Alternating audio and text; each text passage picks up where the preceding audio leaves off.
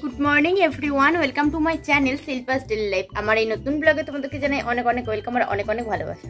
তো এখন আমি ভিডিওটা শুরু করতে যাবো, দেখলাম কারেন্টটা চলে গেল। তো এখন কিন্তু 7:45 মতো বাজে, আমার এখনো চা খাওয়া হয়নি। আজকে যেহেতু ওখানে শুক্রবার, বাপি চলে গেছে বাজারে, মা চলে গেছে গোয়ালের দিকে। তো ওনাদেরকে চা বানিয়ে দিয়েছিলাম, যেহেতু ওনারা দুধ চা খান, আমি লিকার চা খাই, তাই জন্য আমার জন্য এখনো বানাইনি।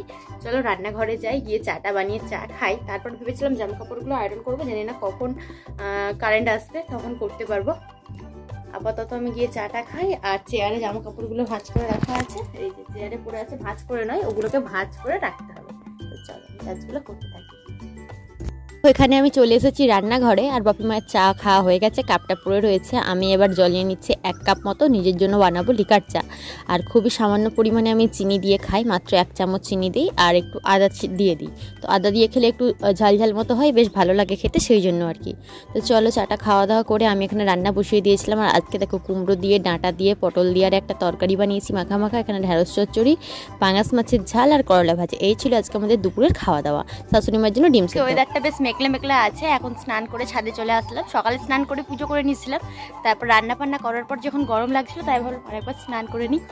আর আজকে দেখো কাচাকুচি করেছিলাম। এই যে শাড়ি, সব গোলাপি শাড়ি, আমার সমস্ত কিছু বেশিরভাগ সব গোলাপি, পরেও আছি গোলাপি। তো চলো এগুলো তুলে নিই, আর এই যে ভিজে জিনিসগুলো মেলে দিই।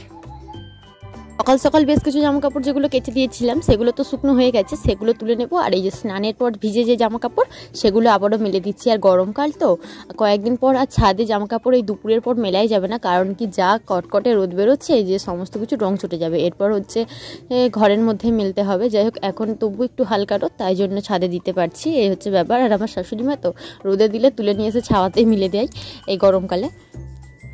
তো এখন বাজে বিকেল 5টা। আমি এদিকে দেখো আয়রনটা গরম করতে বসিয়ে দিয়েছি, কারণ কি জামা কাপড়গুলো আয়রন আমাকে করতে হবে।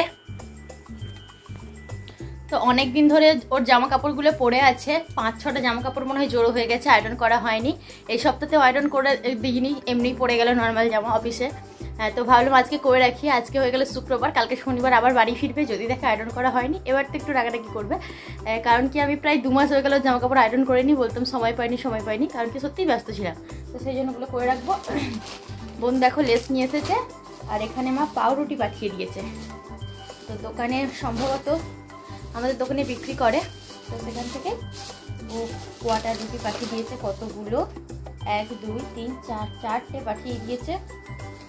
আজকে এগুলো আর খাওয়া হবে না, যেহেতু আমি একটু পাস্তা বানিয়েছি, তা খাবো। এটা কালকে খাবো সবাই মিলে। চলো আপাতত এটা রেখে দিই, আর কি করবো। চলে গেল বাড়ি। আর এইদিকে আমি জামা কাপড়গুলো একটু জল দিয়ে হালকা করে ভিজিয়ে নিলাম আয়রন করবো বলে, যেহেতু অনেক দিন ধরে কাঁচা পড়েছিল, অনেক খটখটে শুকনো হয়ে আছে। তো একটু যদি সুতির জামা কাপড়ে জল ছড়িয়ে দেওয়া যায়, তাহলে বেশ ভালো আয়রন করা যায়। তো সেই জন্য আর কি, চলো এগুলো করে নিই এখন। আর এখন দেখো সন্ধ্যাবেলা পাস্তা নিয়ে বসে গেছি, সাথে চার, অনেকদিন পর পাস্তা বানালাম। তো চলো আজকের মতো ভিডিওটা আমি এখানে শেষ করলাম। কেমন লাগলো জানিও, যদি ভালো লেগে থাকে লাইক করো, কমেন্ট করো, আর চ্যানেলটিকে সাবস্ক্রাইব করে আমার পাশে থেকো।